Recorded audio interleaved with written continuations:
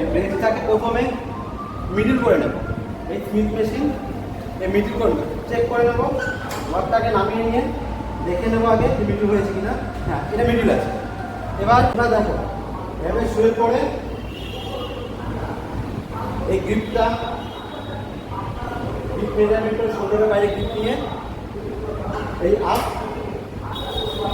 এবার একদম মিডিলের চেকটা নামবে, আপ, এদিন আউট, এদিন আউট।